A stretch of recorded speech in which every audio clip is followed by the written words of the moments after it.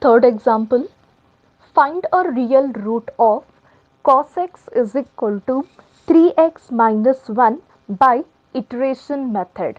So here we have to calculate roots of this particular transcendental equation, that is cos x is equal to 3x minus 1 using iteration method. So with the help of iteration method we are calculating roots for real root for this given transcendental equation. So first what we need to do means first consider the given equation as it is. You can observe here the given equation is cos x is equal to 3x minus 1, and already we know whatever the given equation is there, it should be in the form of f of x is equal to 0.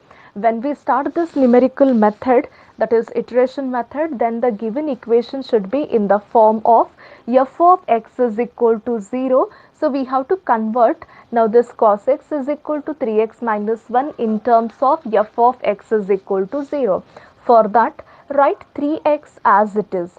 Take this left side cos x, right side on the right side, then this will be minus cos x minus 1 as it is, which is equal to 0. Now this is in the form of f of x is equal to 0, where f of x is 3x minus cos x minus 1. So here initially we have to consider f of x is equal to 3x minus cos x minus 1. Just we need to rearrange the terms in terms of f of x is equal to 0. Okay, so this is given f of x function. Then replace x value as 0. Then 3 into 0 minus cos 0 minus 1. So here 3 into 0 is 0, cos 0 value is 1. So 1 into minus 1, this is minus 1. So minus 1 will get minus 2, which is negative value, therefore less than 0. Then replace complete x value using 1. Then we'll get 3 into 1 minus cos 1 minus 1. So with the help of calculator, scientific calculator, we need to simplify this one. See, already the basic things we know here. Whenever we are solving any trigonometry term with the help of scientific calculator, then we have to convert it in terms of radian. So how we convert it in terms of radian? Just by pressing this mode button. So mode button we have to press till we observe here radian, and this calculator will be converted in terms of radian just by pressing button 2. Okay, now this is in terms of radian, which we can observe here, because here we have capital R. Here we have capital R means now it is converted in terms of radian. Okay, now we need to simplify here. 3 into 1 minus cos 1 minus 1, that is 3 minus cos 1 minus 1. So this gives us 1.4596. So here f of 1 answer is 1.4596, which is a positive value, therefore greater than 0. So one negative and one positive value we have got, so further substitution is not required here. We can conclude that the root lies between 0 and 1. It means whatever the answer we are going to get, it will be more than 0 and less than 1. Then next, just we need to mention here that the root lies between 0 and 1. Next we have to consider the initial approximation, that is x naught, and for this example I am considering initial approximation x naught as 0.6. Now why 0.6 only? See, we can consider initial approximation as 0.4 or 0.5 or 0.6 or 0.7, any value which lies between 0 and 1. See, here we don't have any restriction. However, we can consider x naught value. See, that x naught value should be between 0 and 1. More than 0 and less than 1 it should be. But why I am considering 0.6 to solve this particular example? See, Any value you can consider and you can find out here, you can start simplification, but as much as possible we need to reduce these iteration to get the accurate values up to 3 decimal, up to 4 decimal. If we require the correct values, then we need to reduce these steps. That is first approximation, second approximation, third approximation, then fourth approximation. These approximation values we can reduce it by selecting the correct x naught values. As much as possible we need to consider here correct approximate values. See how we can consider means, what is the given equation? Given equation is f of x is equal to 3x minus cos x minus 1. So this is the given equation. Now what we are doing means, our root lies between 0 and 1. This we know that our root lies between 0 and 1. Between 0 and 1, which all numbers we can find here? 0.1 is there, 0.2 is there, then 0.3, 0.4 up to 0.9. So here what we can do means, we can start from the middle value, that is 0.5. So when I replace x value as 0.5, what we can observe here? 3 into 0.5 minus cos 0.5 minus 1. Now what is its solution? 3 into 0.5 minus cos 0.5 minus 1. This gives us minus 0.37. Okay. Next, near to this 0.5, you can consider 0.4 and then 0.6. If I consider 0.4, then 3 into 0.4 minus cos 0.4 minus 1. So let us check what is its answer. 3 into 0.4 minus cos 0.4 minus 1. This gives us minus 0.72. This is when we replace it as 0.4. Okay, again consider 0.6, because 0.6 also lies between 0 and 1. So if we observe here, if we simplify, then what we can find? 3 into 0.6 minus cos 0.6 minus 1. This gives us minus 0.025, and so on. You can consider still f of 0.7, then f of 0.3. You can consider 0.7 or 0.3, the values which lies between 0 and 1.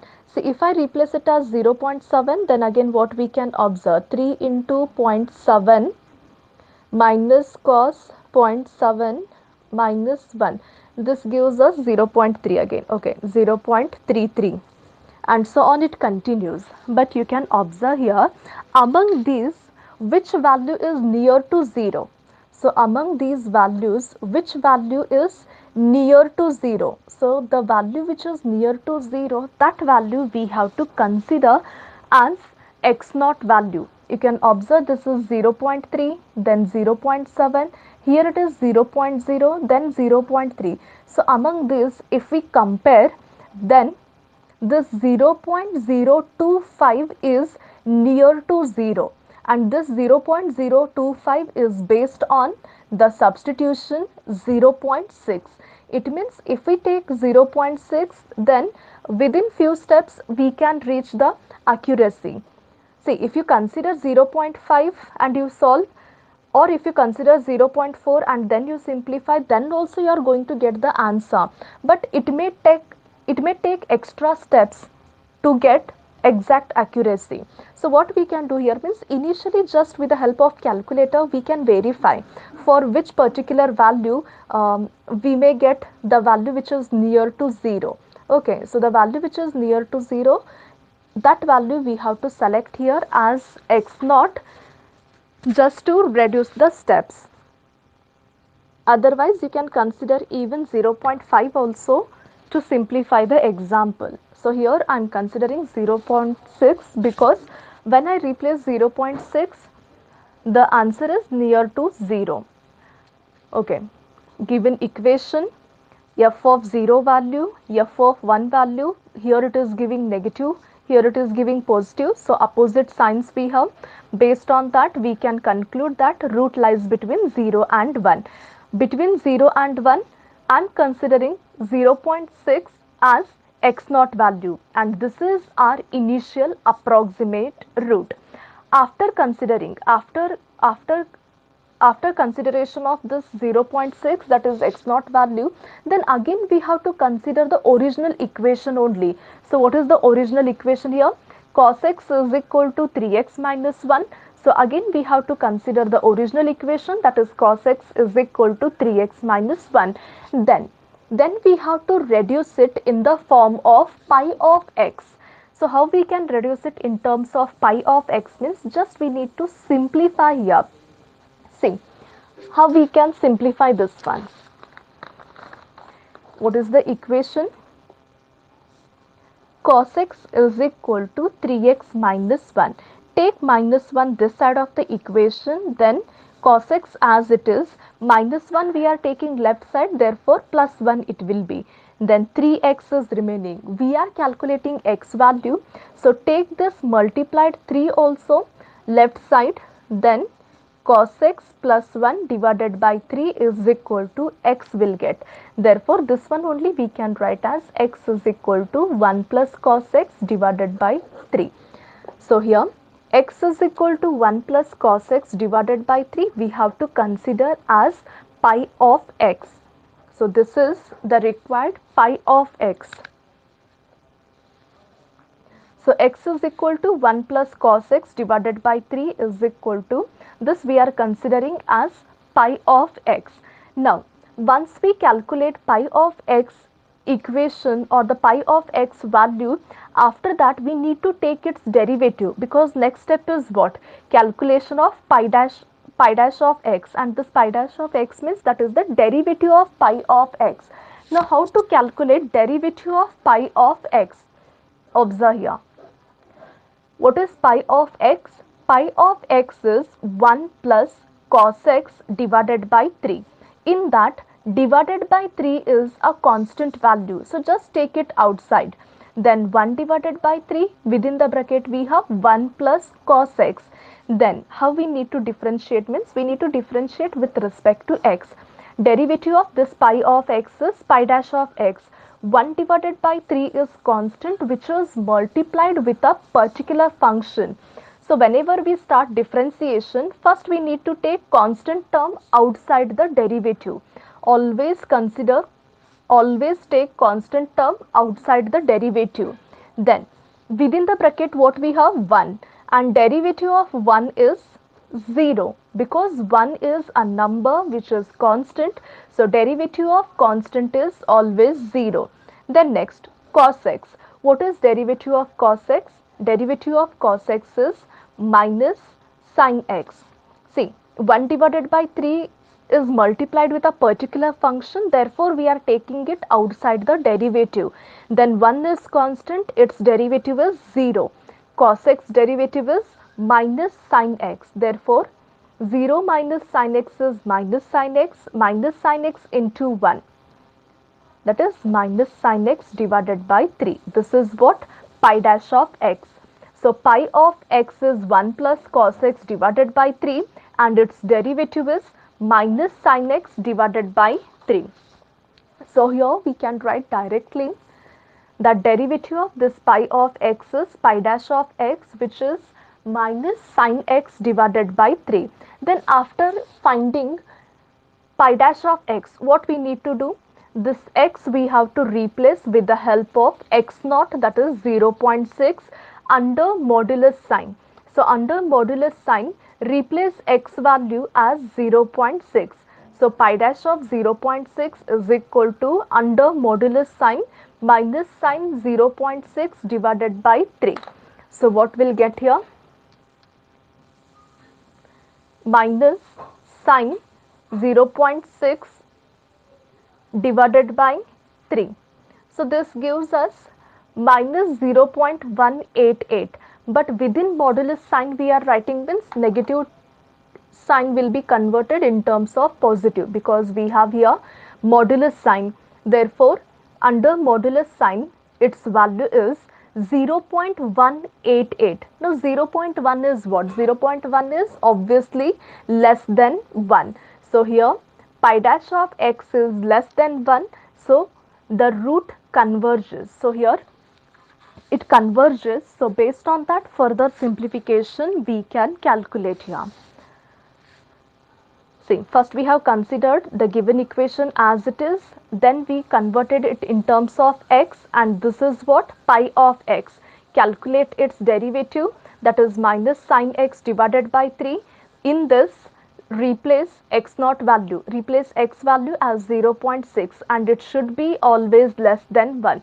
So whatever the answer you are getting here, it should be always less than 1. Then after that we have to start the roots calculation, that is by using x1 is equal to pi of x naught. Now what is this pi of x naught? Pi of x means 1 plus cos x divided by 3. Now pi of x naught means replace x using x naught, that is 1 plus cos x naught divided by 3. Now what is x naught? X naught is 0.6. Therefore, this is 1 plus cos 0.6 divided by 3. 1 plus cos 0.6 equals to divided by 3. What will get? 0.6084. So here first approximate root, that is x1 is 0.6084. This is x1. Similarly, go for x2. Now x2 is pi of x1. Pi of x1 means 1 plus cos x1 divided by 3. x1 means the previous calculated value. Therefore, this is 1 plus cos of 0.6084 divided by 3.